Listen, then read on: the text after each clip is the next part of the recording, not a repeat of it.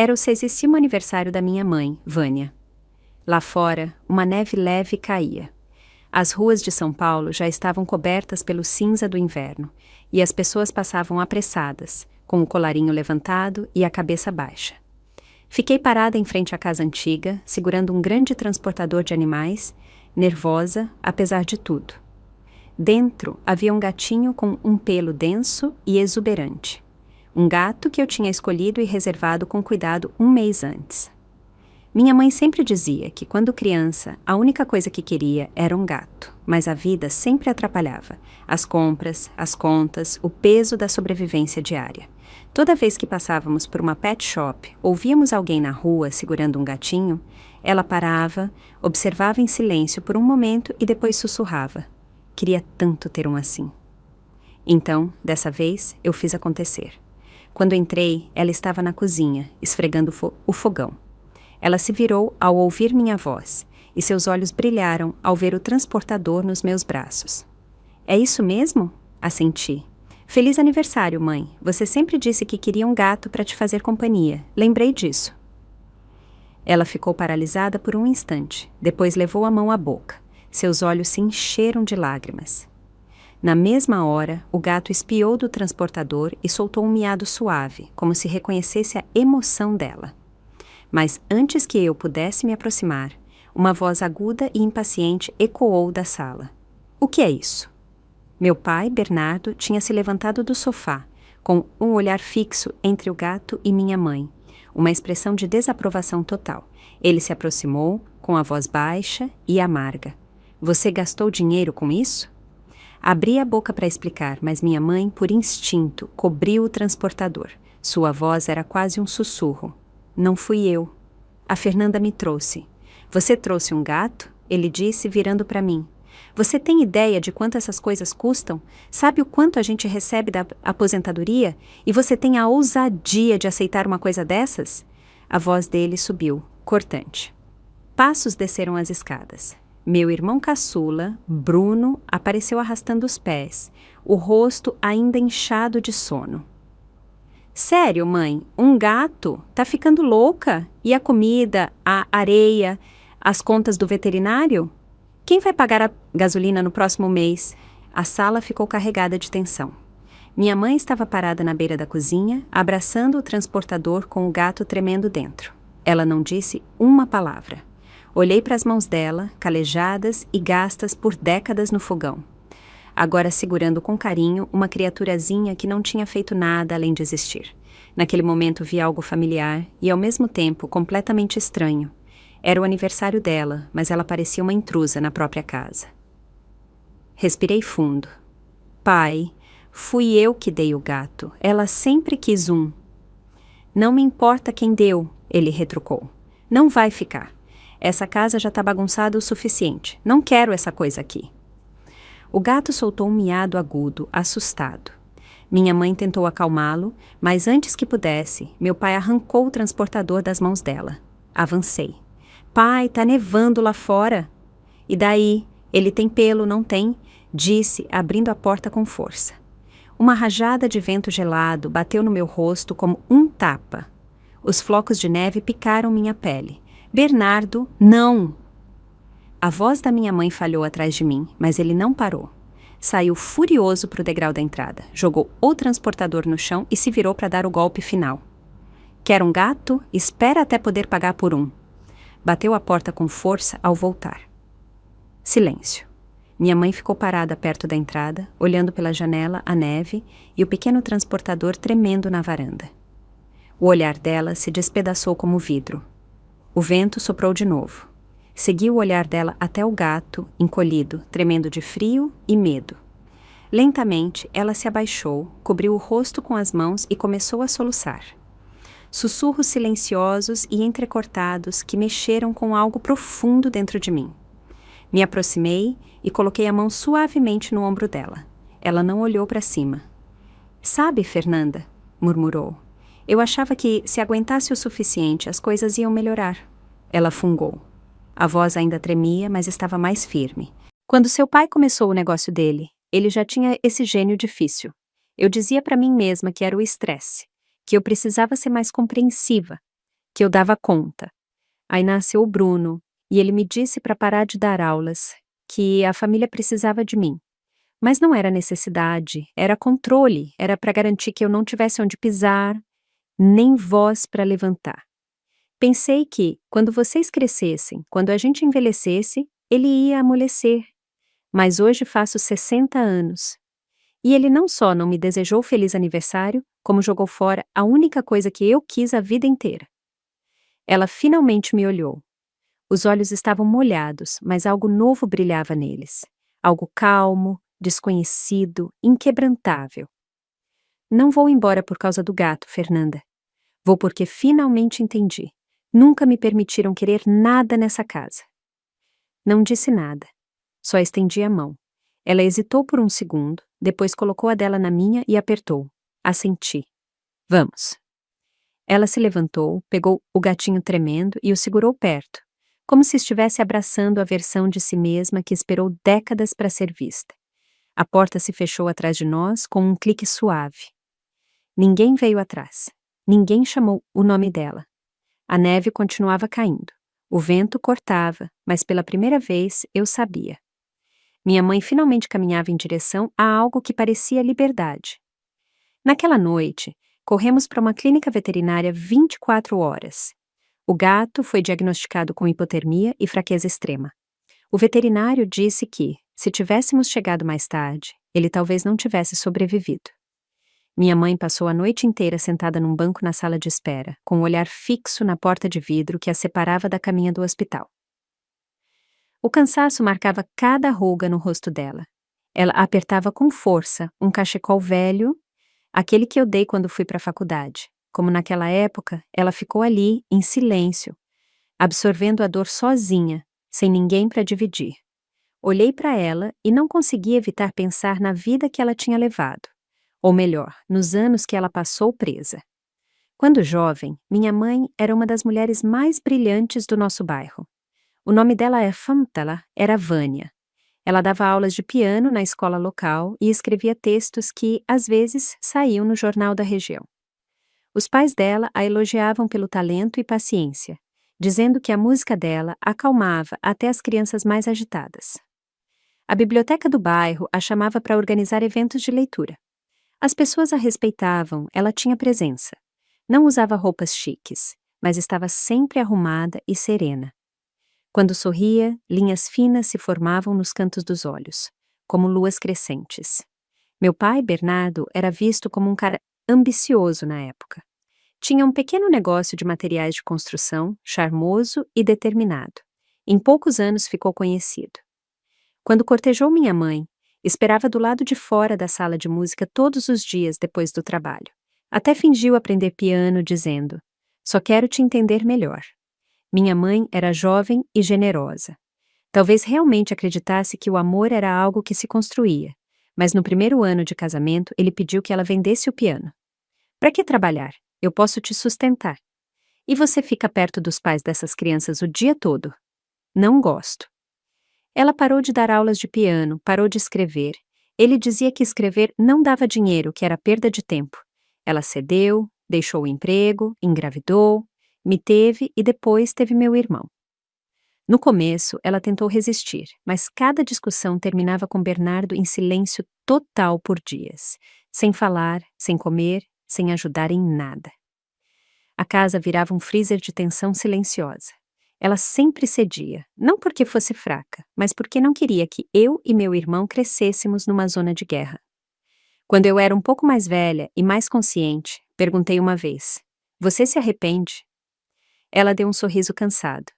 O arrependimento não impede os dias de chegarem. Depois, virou de costas e voltou para a cozinha. A vida dela era um ciclo.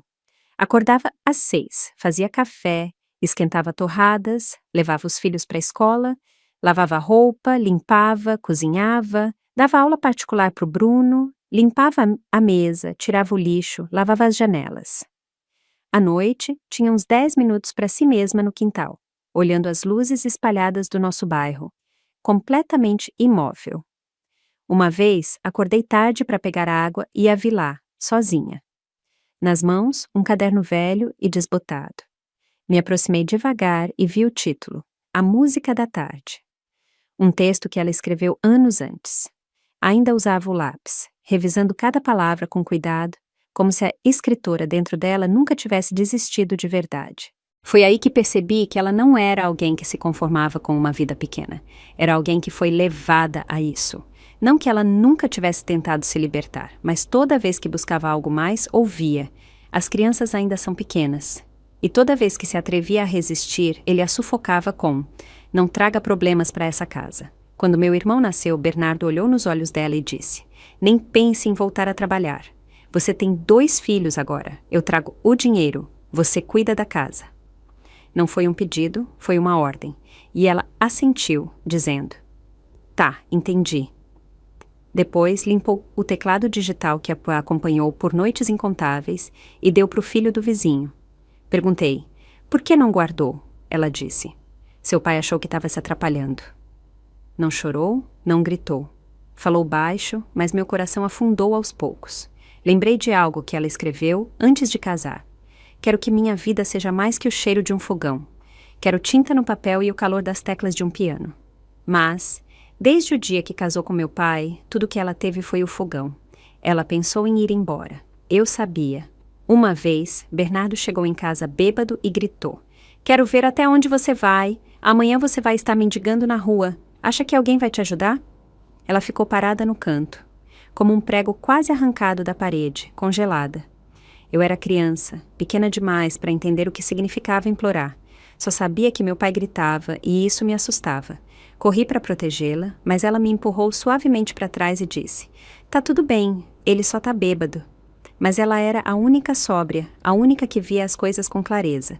A tragédia era que ninguém a deixava viver com essa clareza. Naquela noite, pela primeira vez, vi de verdade o que tinha nos olhos dela. Uma perda profunda, pesada.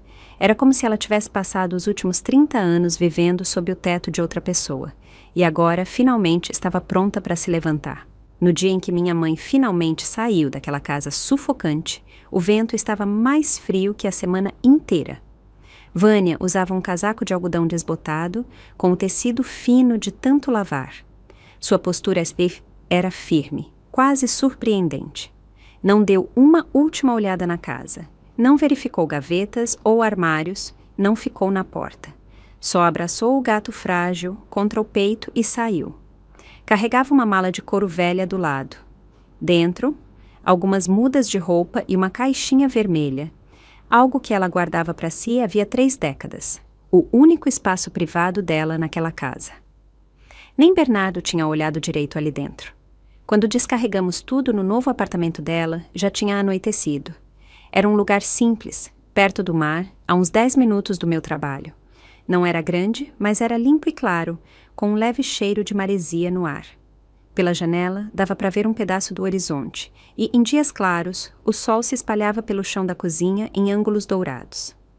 Minha mãe se ajeitou no sofá de tecido da sala, com o gatinho encolhido no colo, acariciou o lombo dele devagar e sussurrou: que silêncio gostoso aqui, né? Assenti e segurei a mão dela. Agora você pode dormir de verdade.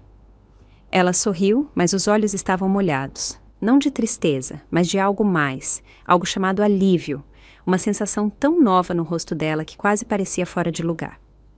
Na manhã seguinte, levei ela a um banco local para abrir uma conta. Estávamos no balcão quando me veio uma ideia. Mãe, você sempre dizia que não tinha dinheiro. Como conseguiu criar a mim e ao Bruno? Ainda mais com aquelas aulas de arte que você me colocou, mesmo com o pai sendo tão contra. Ela piscou, depois sorriu, tímida. Eu economizava do dinheiro da feira, um pouquinho aqui, outro ali. Às vezes, os vizinhos me pagavam para cortar grama, cuidar dos cachorros. Nunca tive uma conta própria, então guardava escondido. Depois, acrescentou, baixinho. Não era para mim. Sempre foi para vocês 2. Você amava pintar, então te coloquei nas aulas, mesmo que isso significasse apertar em outras coisas. O Bruno gostava de esportes. As mensalidades não eram baratas, mas dei um jeito.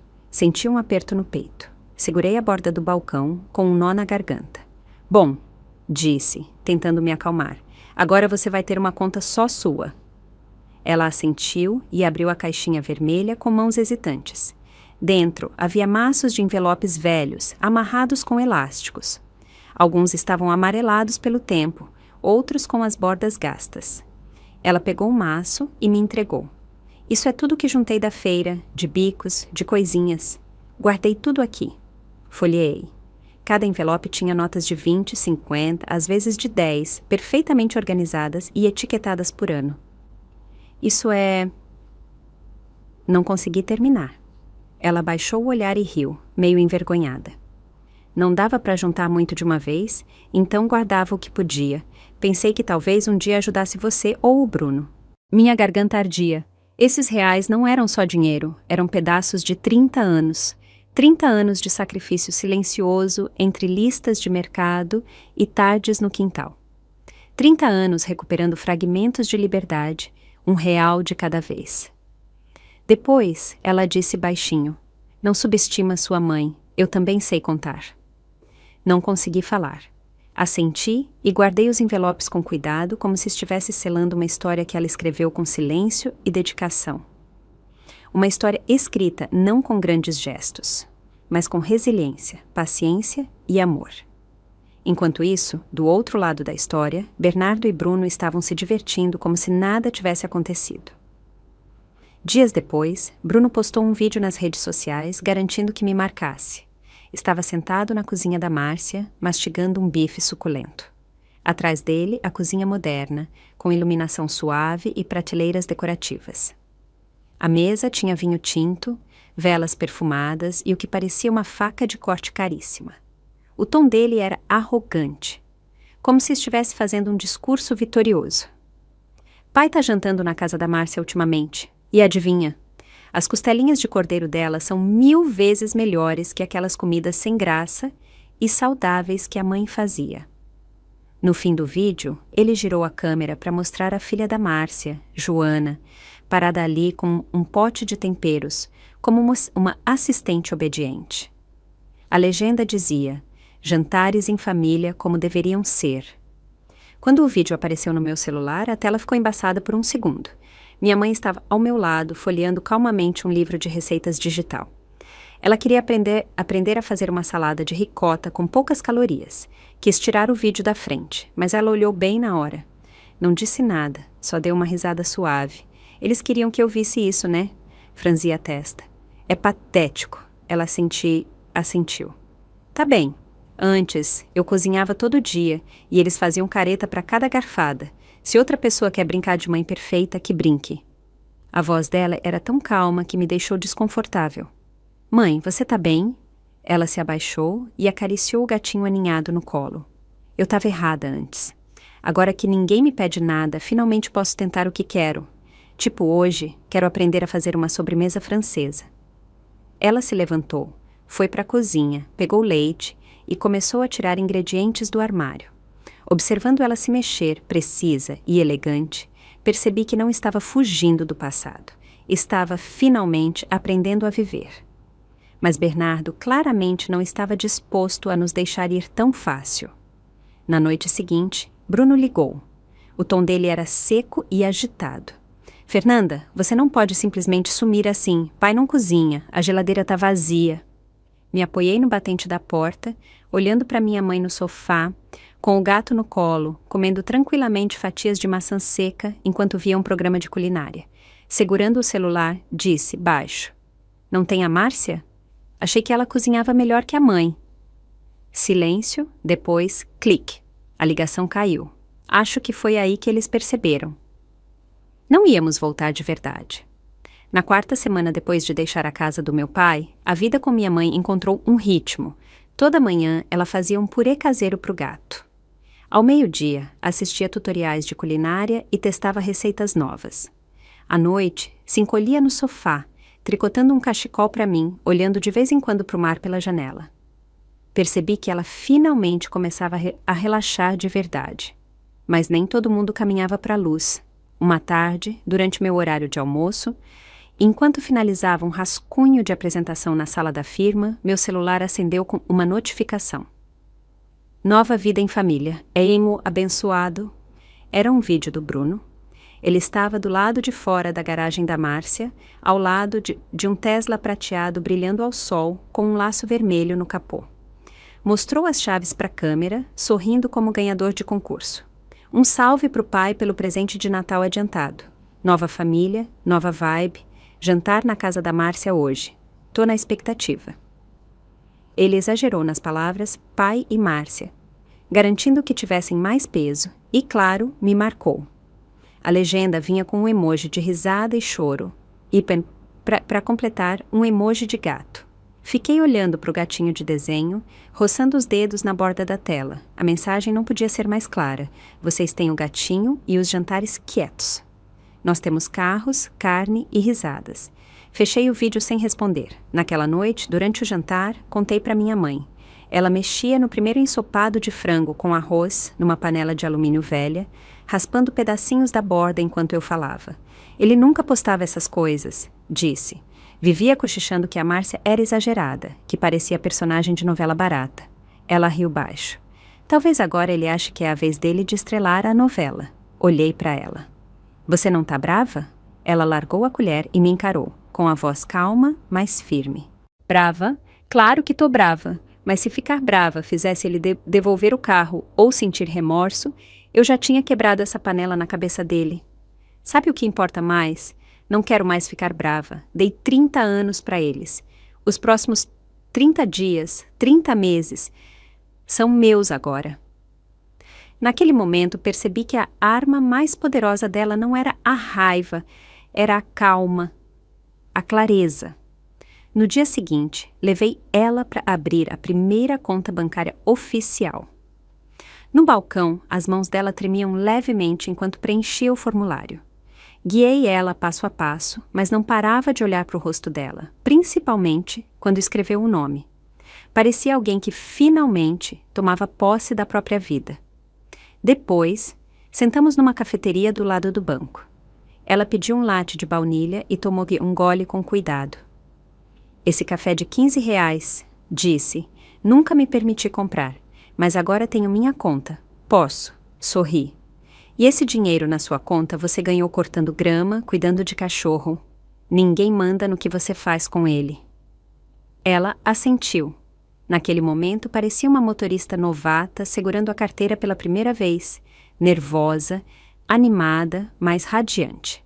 Mas antes que nossa nova vida pudesse decolar de verdade, a antiga bateu no nosso ombro. Naquela tarde recebi um e-mail do Bruno. Em anexo, uma carta escaneada assinada pelo meu pai, Bernardo. Essa propriedade foi comprada separadamente antes do casamento. Não faz parte do patrimônio conjugal. Se ela quiser voltar, é melhor esquecer o dinheiro. Junto, uma cópia da escritura com uma linha sublinhada em caneta vermelha. Proprietário, Bernardo Silva. No corpo do e-mail, Bruno escreveu: Fernanda, sei que as coisas podem estar difíceis para você e para a mãe agora. Pai disse que se vocês pensarem bem, voltar para casa não está descartado. É fácil sair com raiva, mas é inteligente conhecer seus limites. Essa casa ainda é o lugar de vocês. Era educado, conciliador, pelo menos na superfície, como se ele estivesse tentando o papel de mediador da família. Mas no fundo, a mesma arrogância de sempre. Não importa o quão longe você vá, o poder ainda é nosso. Quase ri. Desculpas, ele realmente se acha um rei. Reenviei o e-mail para minha mãe. Ela leu uma vez, não disse nada e deixou o celular de lado. Depois, entrou no quarto em silêncio. Minutos depois, voltou com um álbum de fotos velho. Colocou na minha frente e abriu na primeira página uma foto dela aos 22 anos, com um vestido rosa claro, tocando num festival de música da cidade. Estava no palco, com os olhos brilhando como estrelas. Ela disse: naquele ano, ele sentou na primeira fila e disse: casa comigo, e você nunca mais vai precisar se preocupar com dinheiro. Fez uma pausa e me olhou, com uma clareza que cortou o ar entre nós. Agora sei o que ele quis dizer. O que você quiser, eu decido se você vai ter. Assenti. Tá na hora de falar com um advogado. Quando saímos do escritório de advocacia, o céu já estava escuro. Minha mãe estava no quintal, segurando uma cópia impressa nas mãos, com o nome completo dela no topo, seguido dos detalhes iniciais do pedido de divórcio. Olhou fixo por um tempo e disse, baixo: sabe, Fernanda, É a primeira vez em mais de 20 anos que escrevo só o meu nome num documento oficial. Não disse nada. Só fiquei ao lado dela, em silêncio. Nenhum de nós mencionou o e-mail do Bruno e do Bernardo. A ameaça de "você não tem lugar fora dessa família" já não assustava. Tinha virado outra coisa, uma confirmação. Confirmação de que não pertencíamos mais àquela casa. Na manhã seguinte, minha mãe acordou antes de mim. Usava uma camisa azul clara e fritava ovos na cozinha, cantarolando baixinho. A melodia era suave, mas carinhosa. "Que música é essa?" perguntei. Ela sorriu meio tímida. "Uma que eu tocava quando dava aulas de piano. Acho que é o começo de Clair de Lune." Depois parou, como se lembrasse de algo. "Lembra aquela capa de teclado da mudança? Tá no armário do quintal." Assenti e peguei do canto de baixo. Dentro havia um teclado elétrico portátil, gasto pelo tempo, mas polido até brilhar. "Seu pai me fez doar o piano de verdade", disse, roçando uma tecla, "mas esse eu não consegui soltar. Ficou escondido em cima do armário todos esses anos." Naquela tarde, ela sentou e começou a tocar. Os dedos estavam meio enferrujados, mas a melodia fluiu rápido. A postura dela endireitou. O olhar ficou mais firme. As mãos se moviam como se lembrassem uma língua que ela já falou fluentemente. Sentei no sofá, só observando, vendo a luz dela voltar. Ela não estava lembrando, estava tomando de volta. A partir daquele dia, ela praticava 1 hora toda manhã.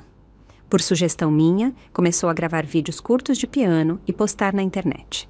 À tarde, aprendia sozinha a gravar, editar e publicar. Até consegui um trabalho voluntário para ela numa biblioteca local, um bico comunitário onde ela tocava música suave de fundo para quem lia, toda sexta à tarde. No primeiro dia, ela estava tão nervosa que as palmas das mãos estavam molhadas, quase derrubou a partitura, mas assim que sentou no piano vertical usado e colocou os dedos nas teclas, a insegurança sumiu. Ela escolheu Moon River. A música saía dos alto-falantes como o começo de um sonho. Uma mãe solo que passava por ali parou e cochichou para a filha. Minha mãe tocava isso quando a eu era pequena. Faz anos que não ouço. Um cara de boina virou uma página do livro, parou e releu. Talvez a música tivesse interrompido um pensamento. Filmei de canto e postei o clipe no canal novo dela, com o título "Minha mãe reencontra a música depois de 20 anos.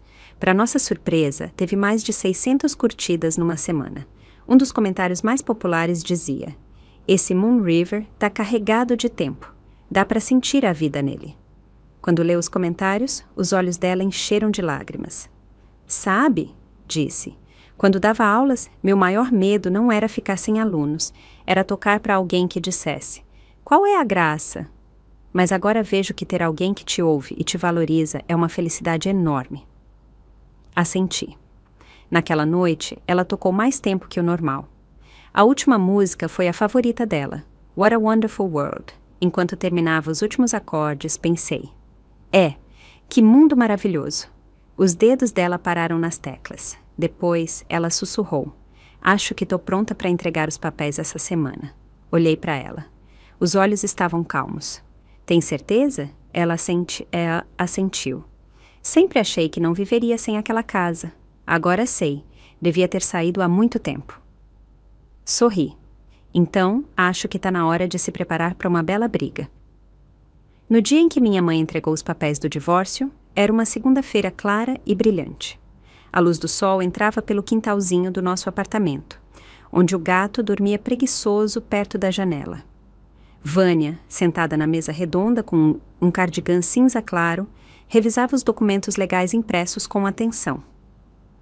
A expressão era neutra, mas notei. Os ombros estavam mais erguidos que em meses. Quando assinou o nome, parou por um segundo. "Nem lembro a última vez que tomei uma decisão completamente sozinha", disse com um sorriso suave. "Bom, essa conta", respondi, baixo. Naquele dia, começamos oficialmente o processo legal. Minha amiga Helena, uma advogada esperta e prática, pegou o caso. Olhou nos nossos olhos e disse: "Não é só um divórcio, é recuperar tudo que tiraram dela." Prometeu investigar cada pista, rastrear cada bem e montar um caso que não só desse para ganhar, mas que fosse impossível ignorar. Mas, antes que a gente pudesse mandar a carta de demanda formal, uma ligação jogou tudo pro alto. Era o Bruno. Ele parecia em pânico. Por que vocês não voltaram ainda? Pai tá no hospital. Você não sabia. Cheguei na emergência o mais rápido que pude. Me disseram que foi um acidente isquêmico transitório, um mini AVC, leve, mas sério o suficiente para causar preocupação. Enquanto preenchia formulários na enfermaria, vi Bruno largado num canto, mexendo no celular e chutando ritmicamente a perna da cadeira. Assim que me viu, ele pulou e sibilou. Você tá estressando ele. Ele tá velho, não aguenta isso. Vocês duas têm que voltar para casa.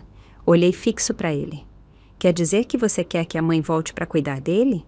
Ou acha que ficar doente de repente apaga 3 décadas do que ele fez com ela?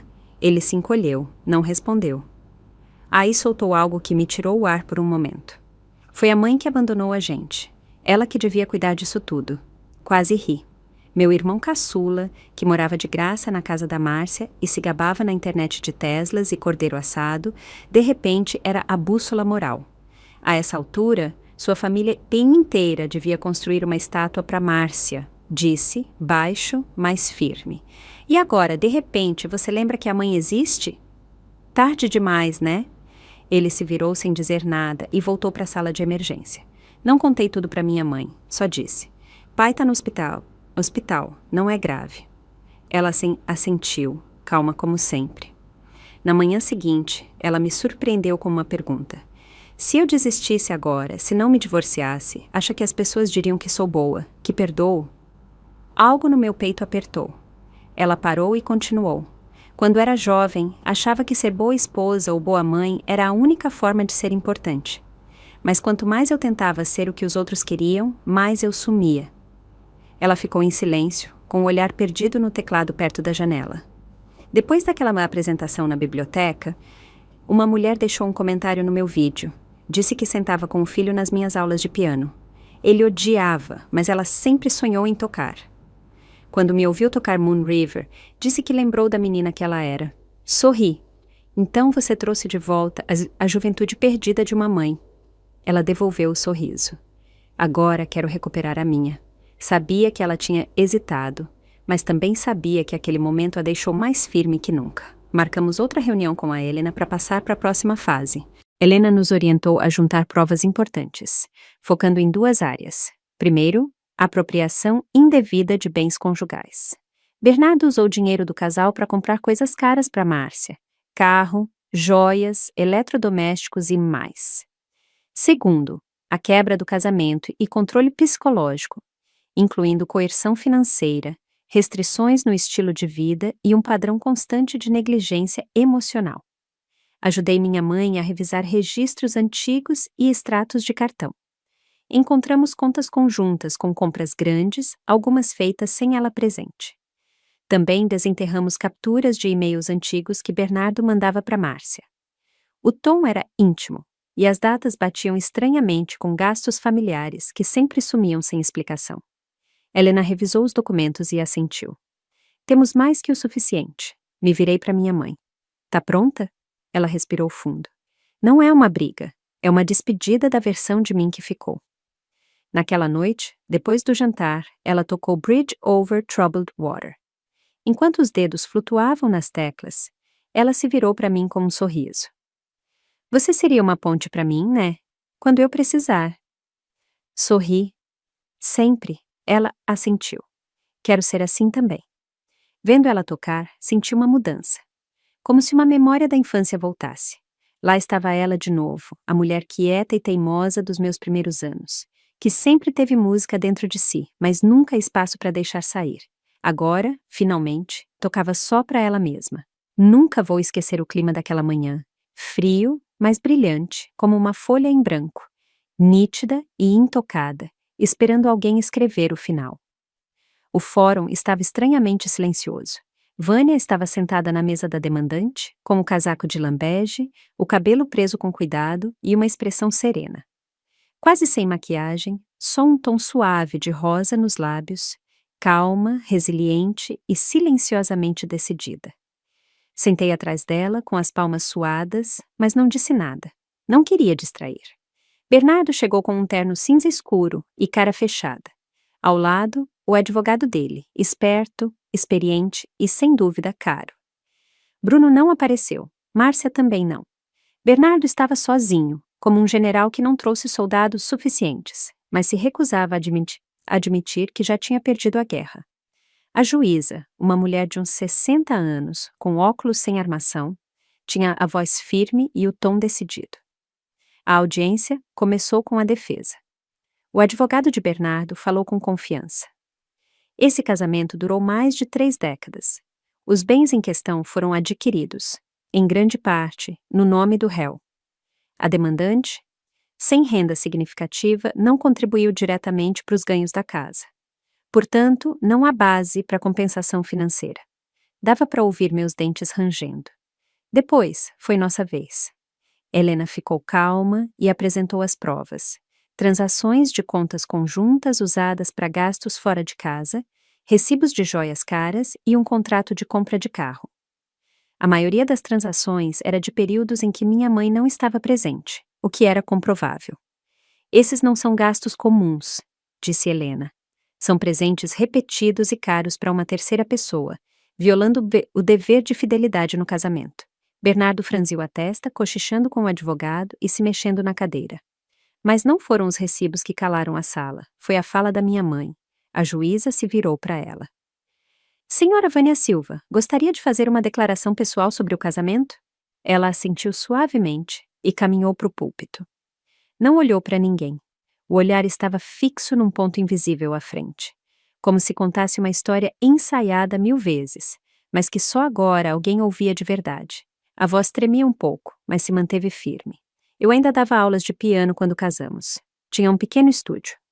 Quase toda tarde, tocava Claire de Lune só para mim. Ele dizia, casa comigo e você nunca vai se preocupar com dinheiro. Mas no ano seguinte me pediu para vender o piano. Disse que não tinha espaço. Depois parei de trabalhar a pedido dele. Criei nossos filhos. Cozinhava 3 vezes por dia, lavava, limpava, cuidava da casa. Cada centavo que gastava tinha que pedir antes. Ele dizia que eu não sabia administrar dinheiro, então parei de tentar. Disse que eu não devia ter muitos amigos, então parei de sair. Achei que ficar calada mantinha o casamento inteiro. Achei que se me comportasse, me tratariam com respeito. Ela deu um sorriso seco, não amargo, mas cansado. Estava errada. Ele nunca me viu como parceira. Eu era cozinheira, empregada, enfermeira. Às vezes, acho que ele valorizava mais o carro dele do que a mim. No meu 60º aniversário, jogou fora o gatinho que minha filha me deu. Disse, se quer um gato, não pode morar aqui. Foi aí que percebi. 30 anos de dedicação não me deram direito nem de ter um bichinho para chamar de meu. A sala do fórum ficou em silêncio. Ela se virou para a juíza com a voz clara e firme. Não vim negociar, quero justiça. Dei quase 40 anos para essa família. Só quero de volta os tijolos que ajudei a colocar. A juíza assentiu e pediu que ela voltasse ao lugar. Atrás de nós, ouvi alguém soluçando baixinho na galeria. Bernardo ficou impassível. O advogado dele se levantou e respondeu com calma e precisão. A demandante não trouxe renda, mas teve 30 anos de estabilidade no casamento. Não há dano econômico que justifique compensação. Helena se levantou sem hesitar. Mostramos provas suficientes de que a demandante sofreu controle financeiro e emocional constante. Não é sobre dividir bens, é sobre compensar uma mulher pela vida que tiraram dela. A juíza baixou o olhar, folheando o processo.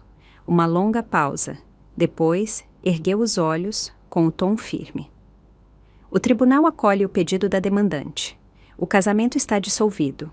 Os bens serão reavaliados e divididos igualmente. Além disso, pelas décadas de trabalho não remunerado e privação financeira da demandante, o réu deverá pagar uma indenização única por danos emocionais de R$30 mil. Ao meu lado, ouvi minha mãe soltar o ar, longo e suave, o som da libertação.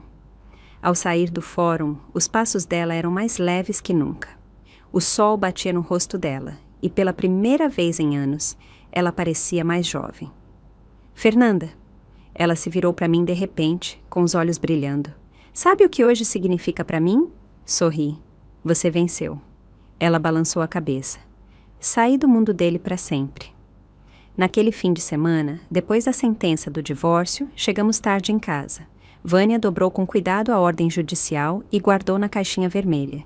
Depois, ficou parada no meio da sala, olhando tudo como se visse pela primeira vez. As cortinas, que ela mesma consertou. A mesa, com uma toalha xadrez azul e branca que achou numa feirinha. A colcha de retalhos que costurou 6 meses antes, cobrindo o sofá. Ela soltou um suspiro baixo. Bom, disse, suave. Acho que agora é minha vez de escolher como viver. No dia seguinte, ela me levou a um predinho no lado oeste da cidade. 3 andares, fachada amarelo clara, com uma varandinha virada para o sul no último andar. Vânia tirou uma chave do bolso do casaco e girou na fechadura com um clique lento. Esse vai ser meu estúdio, disse, com um sorriso. Paguei 6 meses de aluguel. O dono é um amor. Disse que se eu tocar uma vez por mês no centro comunitário, ele até me dá desconto. Dentro estava vazio, mais claro. Tomadas nos cantos, um espaço perfeito perto da janela para o teclado. Os olhos dela brilhavam. Naquela noite, estendemos uma manta de piquenique no chão e comemos comida de delivery. Ela enfiou uma batata frita na boca e disse: Sabe com o que sempre sonhei? Só uma vez queria ensinar alguém a tocar uma música que amo, não só o que está no livro. Agora você pode, disse. Ela assentiu. Fernanda, liberdade tem gosto mesmo. Mordi um pedaço de pizza. Que gosto tem? Ela sorriu. Ketchup e sal. Nas semanas seguintes, lançamos o que chamamos, brincando, de Projeto Renomear a Mãe. Ajudei ela a registrar uma licença comercial e criar um canal no YouTube chamado Vânia Toca. Toda semana, ela postava uma apresentação curta de piano, às vezes com uma história da vida dela ou uma resposta fofa a um comentário. Uma amiga da faculdade desenhou o logo e o banner.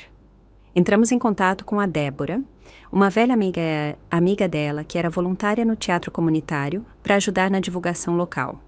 Imprimimos panfletos e espalhamos na biblioteca, no centro de idosos, em cafés e até numa clínica veterinária. Logo, marcamos o primeiro evento dela, uma tarde de histórias e músicas no estúdio, onde ela ensinaria uma melodia simples para 10 vizinhos e contaria uma memória do passado. Susana, nossa antiga vizinha de 70 anos, que quase não saía de casa, apareceu na primeira sessão com sanduíches e biscoitos caseiros. Depois de ouvir Vânia contar como aprendeu sozinha as oitavas da mão esquerda enquanto fazia o jantar, Susana deu um tapinha na mão dela e disse: Eu amava dançar, parei depois que casei. Você me fez ver que ainda não terminei. No fim da sessão, a sala explodiu em aplausos. Parada ao lado do teclado, Vânia se virou para mim, quase sem acreditar. Acha que gostaram mesmo? Sorri. Mãe, suas histórias são melhores que qualquer PowerPoint que eu fiz. E você toca? Nem se fala. Ela corou como uma menina que passou no primeiro teste. Enquanto isso, começaram a circular boatos sobre Bernardo. Depois da audiência, ele teria ficado de mau humor. Márcia, antes tão cheia de si, começou a se afastar. Ela achava que Vânia sairia sem nada, mas com a decisão, Bernardo não só teve que pagar a indenização, como vender parte dos bens para cobrir. Aí, Bruno me mandou uma mensagem. Márcia está muito ocupada ultimamente. Parou de nos chamar para jantar e o pagamento do pai estragou meus planos de negócio. Ele disse que não pode mais ajudar. Não respondi. Ele mandou outra mensagem. Bloqueei sem culpa. Dessa vez, não. 2 meses depois, Vânia foi convidada para tocar num programa de rádio local. Ela tocou You've Got a Friend e falou sobre como, depois do divórcio, o apoio da filha e dos amigos a ajudou a voltar para os palcos. Quando terminou, o apresentador se aproximou e disse: Vânia, sua história é exatamente o que esse programa é. Envelhecer não é o fim, é o começo de algo novo. Ela riu, tímida, mas eu sabia que ela ouviu e acreditou. Naquela noite, ao chegar em casa, o correio estava cheio de cartões de agradecimento, todos de vizinhos que foram aos workshops de piano e histórias. Um dizia: Você me lembrou da minha avó cantando na cozinha. Outro: Me fez acreditar que não é tarde para recomeçar aos 60. E uma nota anônima: Você não apagou o passado. Fez ele brilhar de novo. Sentamos juntas para ler, uma por uma. Ela segurou o gato no colo, apertou um cartão contra o peito e sussurrou: Acho que finalmente não tenho medo de envelhecer. Olhei para ela. Mãe, do jeito que você tá agora, quem ia te chamar de velha? Ela riu e as rugas nos cantos dos olhos floresceram como uma flor ao sol. Essa primavera foi quente demais. A luz do sol entrava pela fresta das cortinas, caindo nas teclas do piano como um convite doce. E pela primeira vez na vida, minha mãe recebeu um convite que nunca imaginou. Uma emissora de TV local entrou em contato com uma proposta. Estavam produzindo uma série documental chamada Começos Tardios e queriam incluí-la. O produtor ligou direto. Queremos contar uma história sobre subir ao palco depois dos 60. Você foi a primeira pessoa que pensei. Observei enquanto ela atendia, com uma expressão de quem não acreditava. Quando desligou, se virou para mim, devagar. Eles disseram que querem me pagar para tocar e gravar um curta documental. Não segurei o sorriso. Que tal fechar o ciclo? O palco que te obrigaram a abandonar agora te chama de volta com o holofote. Ela riu, mas era uma risada com algo brilhante e selvagem por baixo. O que eu visto? Enrolo o cabelo? Compro sapato novo? Começou a rabiscar notas num papel, como uma estudante animada se preparando para a formatura. Lista de músicas. Discurso de abertura. Preferências de luz. Posição do teleprompter. Alugamos um teatro local pequeno, só 100 cadeiras, mas com som e luz profissionais. Chamei amigos para divulgar. Débora trouxe a galera do teatro para ajudar a arrumar os assentos. Vários vizinhos do grupo de histórias com piano fizeram programas à mão. A capa tinha uma foto da Vânia com um título chamativo. Aos 60, ela encontra sua voz. Não é o fim, é a estreia. No dia que a equipe de TV chegou para filmar o ensaio, Vânia experimentou 2 looks diferentes. Não parava de se olhar no espelho.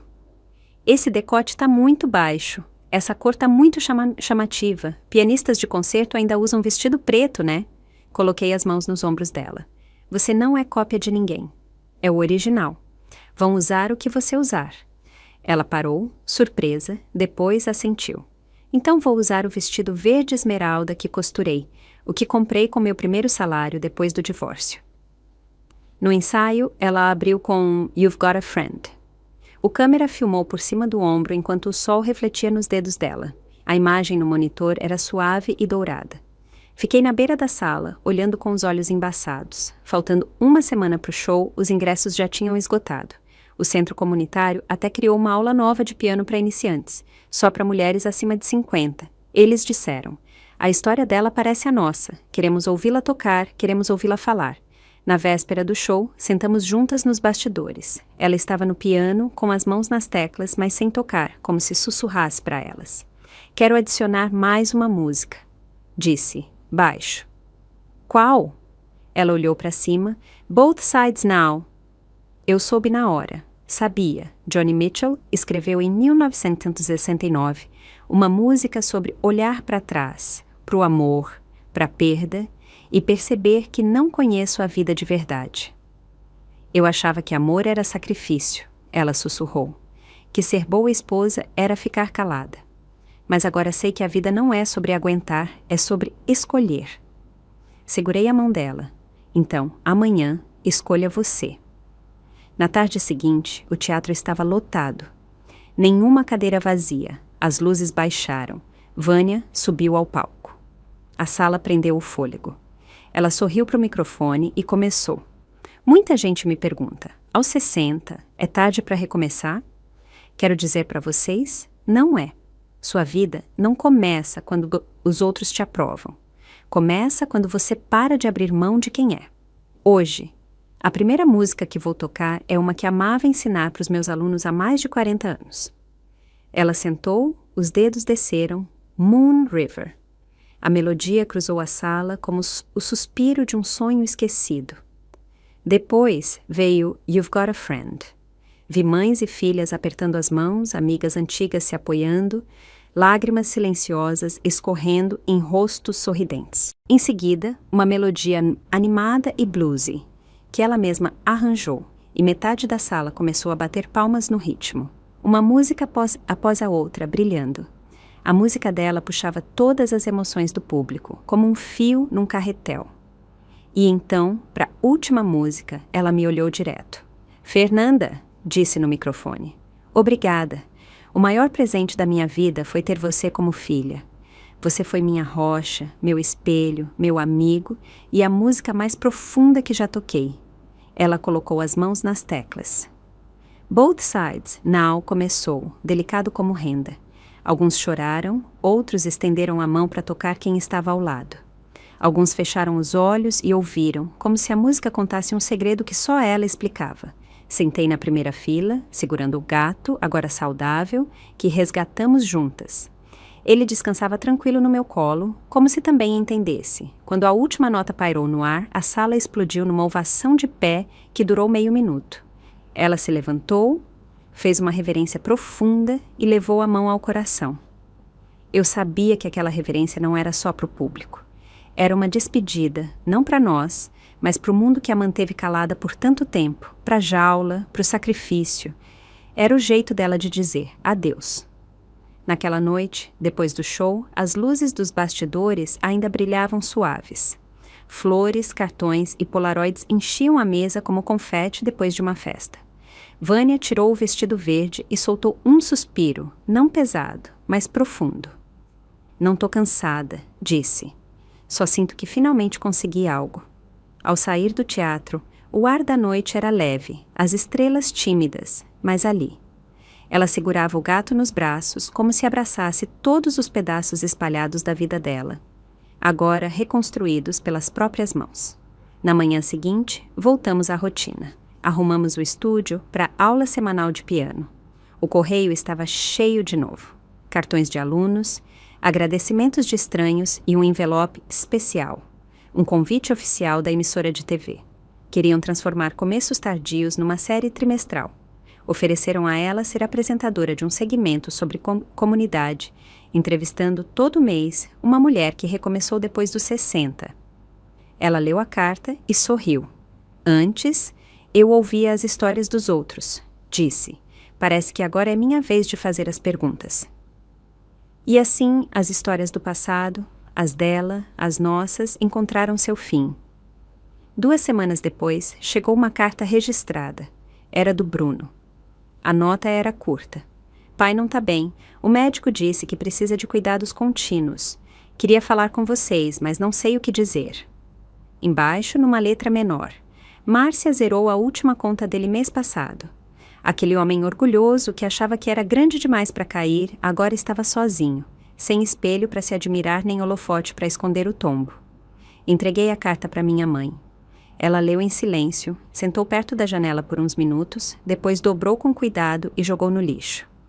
Faz tempo que ele não faz parte da minha vida. Disse simples, sem raiva, sem rancor, só uma paz limpa e decidida. Bruno, soubemos depois, tinha se mudado para um apartamento popular do outro lado da cidade. O Tesla que ele exibia foi vendido com prejuízo para pagar o financiamento. Ele me mandou um áudio. Não abri. Apaguei sem hesitar. Dessa vez, sem culpa, sem dúvida. Minha mãe nunca mais tocou no nome deles. A vida dela ficou cheia demais para dar espaço a fantasmas. Toda manhã, antes do café, ela lia as mensagens e respondia à enxurrada de comentários. Às 15h, o grupo de piano dela se reunia no estúdio, 10 alunos por vez, com turmas lotadas até o fim do ano. Ela virou uma espécie de celebridade local. No evento do Dia do Idoso da cidade, ela foi a atração principal. O centro comunitário a colocou num átrio ensolarado, com os dedos dançando nas teclas sob uma faixa que dizia: reinventar não é só para os jovens. Aos 60, você pode começar seu capítulo mais brilhante. Me acostumei a tirar fotos dela e passar 10 minutos a mais ajudando a posar para os fãs. Ela brincou: você vai ter que me comprar um casaco novo. Esse já apareceu demais na câmera. Aquele ano, ela insistiu em planejar o próprio aniversário.